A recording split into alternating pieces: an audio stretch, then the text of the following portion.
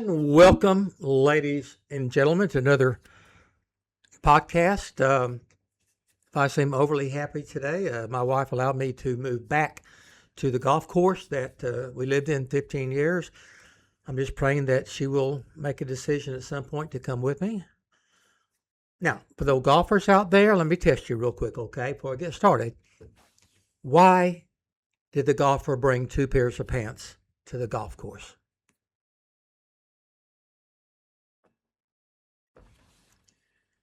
In case he made a hole in one.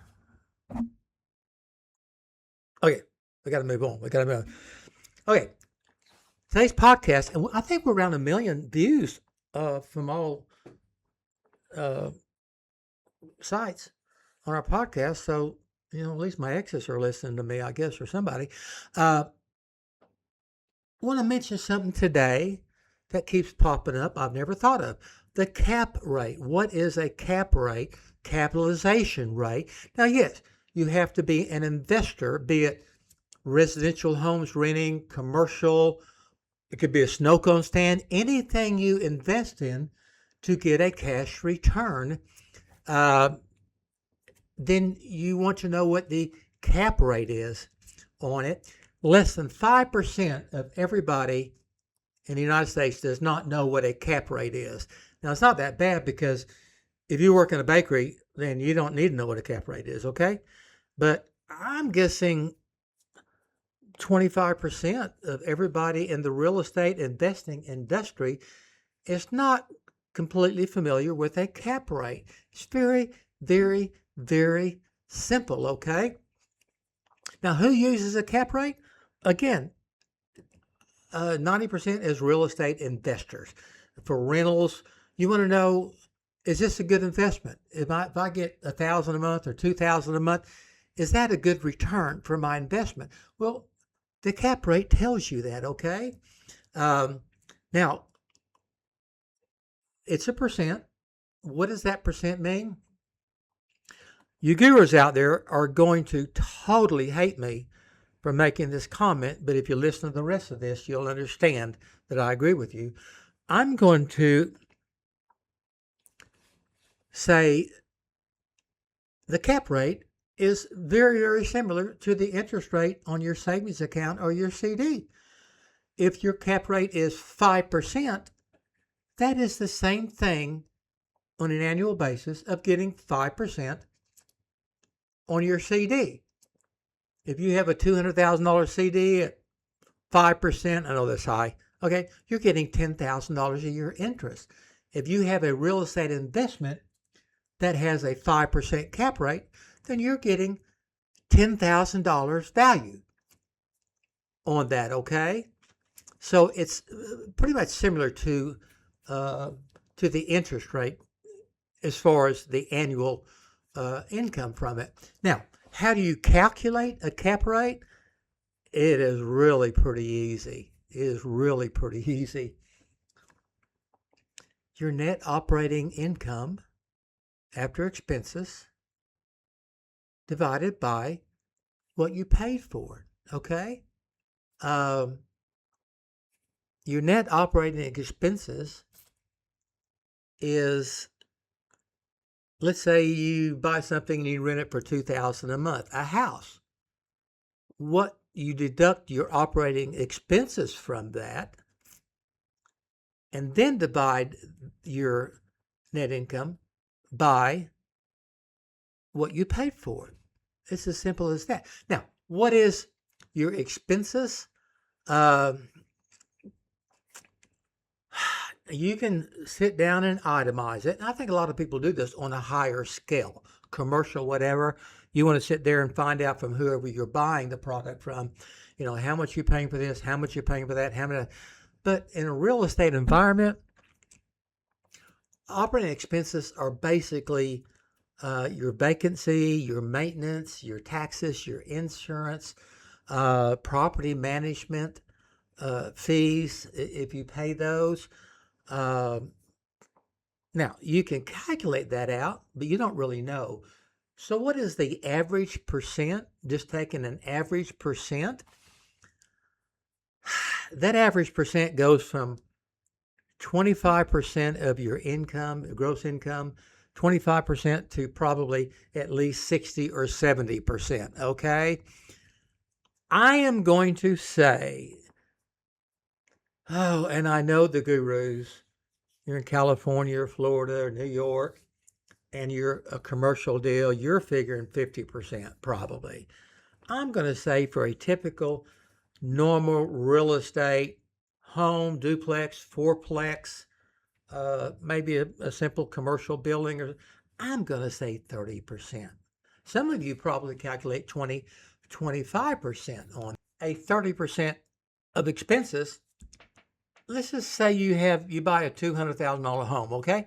And you're going to rent it out for $2,000 a month. Well, you've got $2,000 a month, 30% expenses is $600 a month. That leaves you $1,400 of net operating income. $1,400 divided by what you paid for it, $2,000, is a 7% cap rate. Simple as that. If it's just throw 30% or so in there and deduct that, okay? And again, a lot of you do it higher. Now, 30% on $2,000, $600 a month. You say, I don't spend $600 a month on it.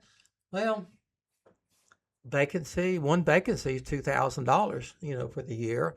But I think 30% is reasonably safe for an average deal. Now, what is a good cap rate? I think they run on average from 1% to 10%. Now, if the cap rate is 10%, you say, oh, yeah, I've got to buy that. Yeah. Well, the lower the cap rate, the safer that investment is. The higher the cap rate, the worse, more dangerous that investment is. Typically, 1 to 4% is considered a kind of a premium, stable cap rate. If you have $200,000 and you're trying to figure out what to do with it, you can put it in a CD, market investment, a variety of stuff. I don't think 3% is pretty good on a CD. 3 or 4% is probably pretty darn good. So you say, well, can I get 3 or 4%? If I get that on a real estate investment, it's the same as far as your return each year. But 1 to 4 is pretty stable. 4 to 6% is considered 1 to 4 is kind of a premium. It should be just a done deal. 4 to 6% should be very stable. I'm going to say 6 to 8% would be considered good. I think most people would say 6 to 8%. If you got a 8% return on a CD or cash investment, you're going to be pretty happy with that, aren't you? 8 to 10%, I'm going to say is opportunistic, that there's some risk, maybe whatever, but you're thinking, hey, if I can get 10% out of that, great. But, all right, so I've been comparing the cap rate percentage to a CD, okay? 5% cap rate, same thing as getting 5% on a CD. Now, let's talk about the advantages, though, the tremendous advantages on the investment, on the cap rate. The advantage of the CD or savings account that you get is the availability of that cash. You can typically cancel it, get that money back anytime, usually a penalty, a forfeiture of interest or whatever. But if you're a senior citizen and you're living kind of month to month, then very likely you want the availability of that cash. You want to be able to get, that's the advantage of that. The advantage of the cap rate, the investment, real estate, $1,000 home, you rent it out for $2,000 a month. We took 30% for expenses, and I think that calculated out to a 7% cap rate, 7% return. So you say, okay, well, 7%, no, that's okay. Here's where the extras are. The appreciation of that property, 5% a year. You'd be shocked if you looked at the average on appreciation. A lot of people use 3, 4, 5. It's probably been 7% the last 12, 13 years on an average. But let's take a 5% appreciation. That $200,000 house has gone up $10,000 that year. Let's take principal reduction on that.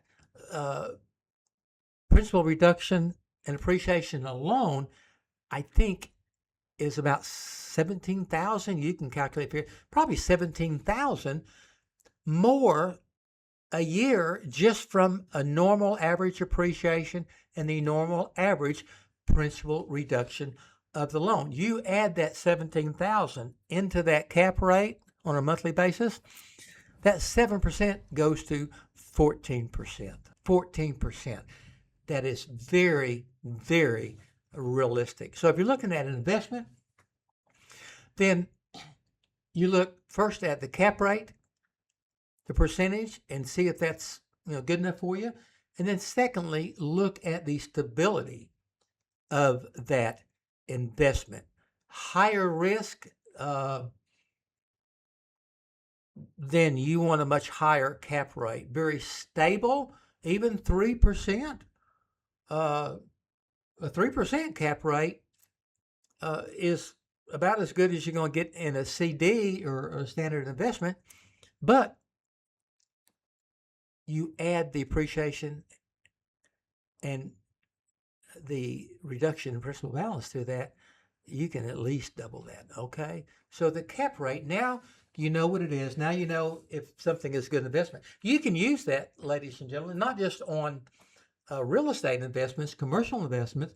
You can use that on a snow cone stand, buy a mobile home, use mobile home for $60,000, rent it out for $800.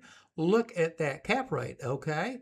So the cheaper the investment, the more you get, the better, on it. All right, I always do an extra. And again, I've written hundreds of songs. When I put out 4 or 5 weeks ago, I think I got 300,000 views now or so. And I write everything, okay, from gospel to Big Fat Butt to, I don't know, whatever. Okay, the song you click on here is one I wrote a few years ago during the COVID thing called Just Hang On. And that song, and when I write something or do something, I forget about it, move on. That song got, hundreds of thousands of views and comments. If you can find the comments under that, I didn't write that as a gospel. I wrote it as an encouraging song because so many people were battling things at that time. And I was helping people in my own companies, helping people in other states that called me for things. And it hit me that night that I told each one of them to just hang on. If it's money, if it's a bill, if it's financial, if it's your boyfriend, your girlfriend, you will get through that. You will get through that. Cancer, deaths, that's a different story. But 80% of your challenges, you will get through. And I told these people, just hang on. I wrote the song, Just Hang On, when I sent it into the studio. And they sent it back with the video, the music, the gospel choir from Nashville. It came out of gospel. But look at the comments under that. Hope it blesses you too. God bless, and see you in a few weeks.